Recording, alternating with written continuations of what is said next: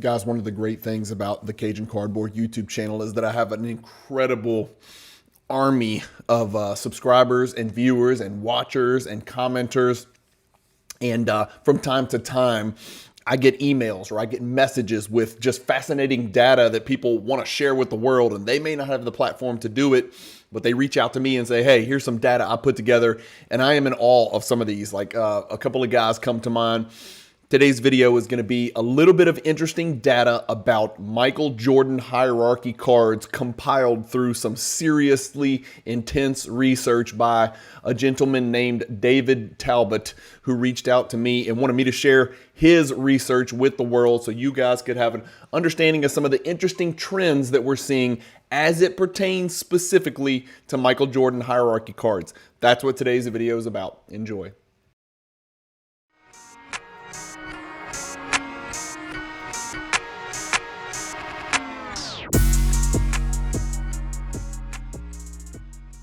See why Card Ladder is the industry leader in sports card data. We know what you want because Card Ladder was created by collectors for collectors. Card Ladder. Join the innovators, not the imitators. Okay, as you guys heard in the introduction, this is just going to be me regurgitating a bunch of hard work and effort that was put in by David Talbot, a great subscriber and watcher of the channel. I'm just going to start throwing stuff out. It's not going to be really in any particular order, but hopefully this is just some cool stuff, some topics of conversation, maybe some interesting things that make you raise your eyebrows as it pertains to gem percentage, number of gems added, most graded cards, what cards you simply can't gem nowadays. These are the types of things as Jordan collectors, especially if you're buying raw and looking to grade, you're going to want to know. All right, and forgive me because I'm going to be glancing over here to my left because I'm checking my notes that were sent to me by Mr. Talbot, but let's just start with some of this. So just as a general premise, he tracks 200 cards from Tier 2, Tier 3, and Tier 4 of the Cajun Cardboard Michael Jordan hierarchy. No, he doesn't check all of them because some of them are too voluminous and some of them are too rare that they just don't ever sell. Even some of the cards in Tier 4 are just so rare you'll never see those cards sell. And so he also does not include Tier 1 in his research due to a low volume of sales as well, and the tendency or the potential for vast disparities in results, right? So let's just talk about a couple of the global trends from all three tiers, 2, 3, and 4. Keeping in mind, this is just a sample of 200 of the cards in Tier 2, 3, and 4, but that's a pretty big sample size. So the gem percentage on grading Tier 2, 3, 4 through quarter 3 of 2024. That's through what? August, September? No, that's through September. So through last month, the gem percentage was 16%. That's actually down 1.3% since the third quarter of 2023. So that's a pretty interesting result there. It looks like it's getting a little bit harder to gem cards from Tier 2, 3, and 4 since this exact same point. If we took a snapshot about a year ago, number of gems added over the past 12 months. Again, this is amongst 200 cards. Anybody want to guess? I'll give you 2 seconds to guess just so you can formulate an idea in your head. The total number of gems, and by the way, I should have been clear, this is BGS and PSA gems, right? So all this data, when you hear the word gem or gem percentage, this is PSA gems or BGS gems, although we know the vast majority of grading going on today is going to be PSA, not BGS. This is not going to include SGC, CGC, or anything like that. So total number of gems added over the past 12 months. This is going to sound like a big number, but calm down, stay with me here. This is, again, remember, a reminder of looking at 200 cards, and some of these cards in the hierarchy Tier 4 are not that rare. The answer is 1,460, so a little bit over 100 gems added each month over the past 12 months, or about an average of 7 gems added for each card, because again, he only looked at 200 cards pulled from Tier 2, 3, 4.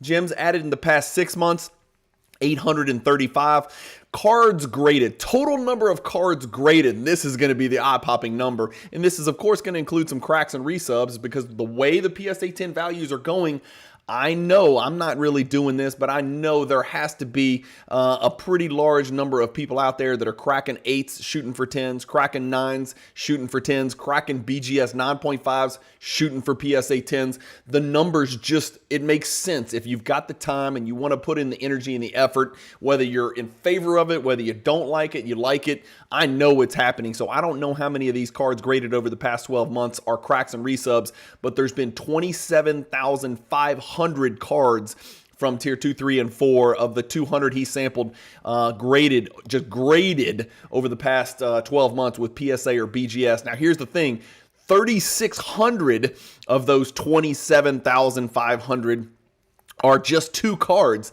the 86 Fleer sticker and the 88 Fleer sticker. So ironic that 3,600 of the 27,000, more than 10%, well more than 10%, what is that, 13, 14%? I'm doing quick math, guesstimating, is 86 and 88 Fleer stickers, number 8 and number 7 respectively. The gem rate over the past 12 months, anybody want to guess? Like, we look at gem rates all the time when I do the recaps, the weekly auction recaps for Fanatics and for Alt, and then anytime we're talking about hierarchy, we like to look at the gem rate because oftentimes that's what's going to dictate this massive PSA premium. The gem rate on these cards from tier 2, 3, and 4, the 27,500 that have been graded over the last 12 months is 6%. So again, if you're looking to send in a card, you know, from tier 2, 3, or 4, you know, again, not all cards are the same, but all things being considered, you can expect a gem about 1 out of every, 16 cards, something like that, 15, 16 cards. Did I get that right? 16 times 6. Yeah, so yeah, that's about right.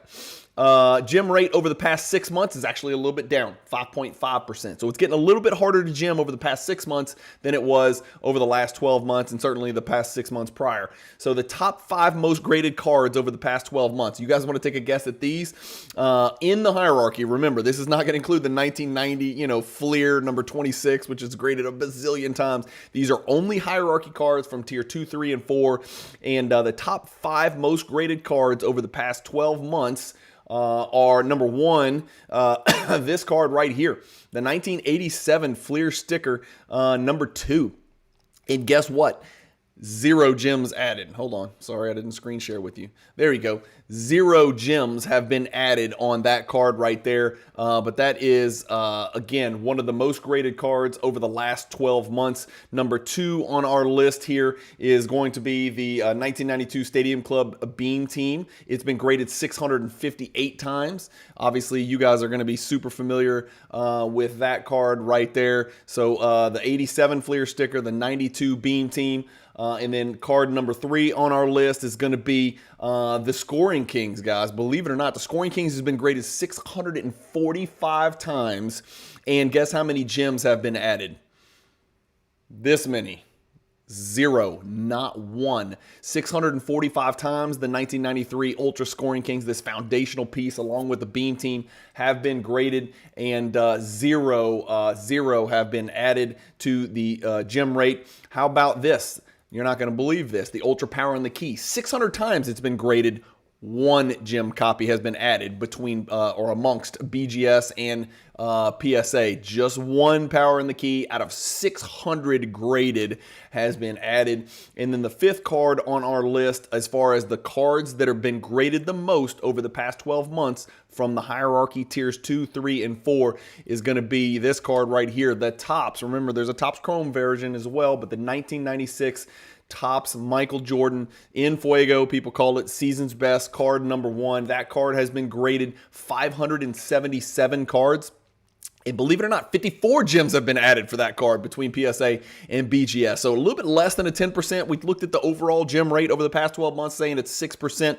Well, that season's best in Fuego from Topps has been at about a 9.5% gem rate. So a little bit easier to gem that card right there. Obviously, on that card, we got to look out for the refractor lines. And by the way, I did not mention this, but this card right here has been graded 1,045 times. The 1987 Fleer sticker has been graded more than any other card by quite some margin, 1,045 times, and 0 gems added. Yes, you heard that right. 0 for 1,045. And people bitch about Panini's quality control and Fanatics quality control. Can you imagine going 0 for 1,045? What if somebody took a stab at it and said, you know what, I'll send 300 in. Surely one of them's going to get a gem. No, not even close. 0 for 1,000. Did I say 1,045? I'm sorry. It's 1,053 times that card has been submitted and it has not gemmed. Among the 200 cards monitored, okay, 33% have come to market less than 3 times per year. So this is something that we always look at when you're looking at your pricing data, when you're using Card Ladder and you're looking at graphs and you want to figure out why cards are going up and down. It's not unusual for us to take note, and you'll hear me mention the less a card comes to market, usually the better for the price of the card and the future of that card. Among the 200 cards that Mr. Talbot monitored, 33% of those cards came to market in a public sale less than 3 times per year. Among the 200 cards monitored, 70% of those 200 cards have a gem population, combined gem population of less than 100 as of the end of Q3 2024. So 70% of the tier 2, 3, and 4 hierarchy cards that he monitored, that's less than 140. That's 70%, or about 140 of the cards monitored have a gem population of less than 100. So you're talking about pretty serious rarity, because you're talking about a very high demand for hierarchy cards in tier 2, 3, and 4, or they wouldn't be in the hierarchy, right? Does that make sense? Trends by tier. The gem percentage over the last 6 months. And for those of you out there who are screaming, and again, I'm an affiliate partner with PSA, but man, I'm going to call it like I see it. We're going to be transparent. We're going to share real and actual data of the 200 cards monitored. Remember, he's monitoring 2, 3, and 4. Here's the gem percentage over the last 6 months for tier 2, tier 3, and tier 4 cards. Are you ready? The gem percentage for tier 4, 8.2%. The gem percentage for tier 3, 3.4%. Less than half. So as the cards get a little bit more relevant, it would seem that there's a little more scrutiny of the condition, and the grades coming back are about half as good, or at least the gem rate is less than half, from 8.2% for tier 4 to 3.4% for tier 3. What about tier 1? What do you think tier 1's gem rate is? If it follows suit and tier 3 is about half of tier 4, will tier 2 be half of tier 3? Yeah, almost exactly, 1.8%. So 1.8 out of 100 cards submitted that are tier 2 cards come back a gem. So as many have surmised, it would appear that the data backs up your presumption that PSA gets a little stricter on grading the more important the Michael Jordan hierarchy card is. That shouldn't surprise you. I've sort of known it all along. We've looked at this crap for 2 years. We've all kind of come to the exact same conclusion, especially if you're like me and you've submitted thousands of Jordan cards. There's no question your grading percentage, your gem percentage, and just the way you feel when you get a grading submission back, the more important the cards, the worse the grades are going to be. This data sort of substantiates that and backs up that assertion. Gems added over the last 6 months. So we saw 1.8% for tier 2, 3.4% gem rate for tier 3, 8% for tier 4. What about just the actual quantity? 19 tier 2 added over the last 6 months. So in 180 days, that's about 1 per day. 19 new tier 2 gems have been added total. 78 tier 3, 740 gems have been added from tier 4. Average PSA 9 price over the last 6 months for a tier 2 card. So those of you who want to get in and you want to collect Michael Jordan cards, I'm going to give you the average PSA sales price for a tier 2 card, a tier 3 card, and a tier 4 card. Again, I want to remind you that the hierarchy was not put together just to be most expensive, least expensive, next least expensive, than the cheapest. It does tend to work out that way, but remember, there's a lot more to it. There's demand, aesthetics, supply or rarity, and value. Okay, there's 4 criteria, and demand being the overriding criteria. Demand is the most important criteria when I put together that hierarchy project with the input of some of the greatest Michael Jordan card collectors in the world. So the average price of a PSA 9 tier 4, anybody want to guess? $525. The average price of a tier 3, you're going to have to triple it. $1,800 for a PSA 9 tier 3 card on average over the last 6 months. And that's 78 sales. That's It's a pretty big sample size. What about for a tier 2 card? You're going to have to more than double it. Almost, it's 2.5 exactly, just about. $4,800 is the average sale price for a PSA 9 tier 2 card over the last 6 months. So, Mr. Talbot poses the question, do we have signs that the MJ market is going well, that it's going up and to the right, as they like to say? Despite more cards being graded in the past 12 months, we registered 12% more PSA sales in volumes than 12 months ago over the last 12 months. And PSA 9 average selling price has grown 16%, but the growth of tier 2 has been plus 20%.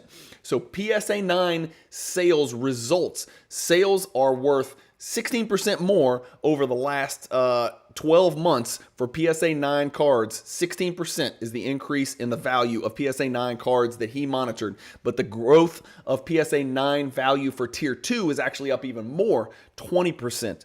That's $5 million in PSA 9 sales just for these 200 cards. Yes, $5 million. And then one last piece of information. Anybody want to take a stab at this? The card that has been the least graded from tier 2, like the card that has been graded the least, which leads me to believe that people either A, don't think it's going to grade very well, or B, it's actually a pretty rare piece. And this one just happens to be both. But the least graded tier 2 card over the last 12 months has been, drum roll please, and this is the last piece of information I'll share with you, this Interlake right here, the 1985 Bulls Interlake. And for those of you who've never held one of these in your hand, it's going to take 2 hands. TWSS. This thing is giant. TWSS. It's almost like a comic book. It's big, it's bulky, it's cumbersome. I like it in a BGS slab. I own a BGS 9.5 copy of the card rather than a PSA. It's just a big, sturdy piece of history, and it's a really cool card. How bad are those jerseys? It looks like they forgot to put something between the Bulls and the number. It looks terrible, guys. It looks terrible. Put a picture of Benny the Bull or something in there, right? We got to make this better. But Jordan's tongue is out. He's about to cross left or right and then yam on somebody and baptize a big 7-footer at the rim. He's got the Jordan 1s on, and this card is just really cool. It is the 1985 Interlake number 1, and I'm showing you an example of a 9.5, but that's not the point. The point is that's the least graded card from tier 2. So maybe there's a move to be made there on that card. I don't know. Let me know what data you guys have that you can share with me. I'm always looking to kind of educate and entertain the world. I found this stuff fascinating. I am a spreadsheet nerd. I'm a numbers nerd. I am a hybrid collector investor, as I suspect most of you are if you look in the mirror and tell the truth. Some of this data is very revealing. What data stood out to you the most that I shared with you today, that David Talbot put together for us to share on the channel today? Let me know what you guys are noticing. Are there any trends out there that you guys are noticing? It sounds like it's getting harder to grade tier 2 cards than tier 3, and tier 3 harder than tier 4. There's fewer gems coming back. The gem percentage grading is coming back. The more valuable the card, the less likely it is to gem. The average gem rate we saw was about 6%. But when we looked at the most graded cards, the gem percentage was significantly lower. I mean, we're talking about the 87 Fleer sticker being graded 1,050 something times and not one gem coming back. The 93 Scoring Kings being graded over 500 times and not one gem coming back. That's pretty interesting stuff, pretty interesting data, and something to keep in mind if you guys are trying to exploit margins and you think you're going to pick up a raw, go grade it, and come back with a gem and hit the jackpot.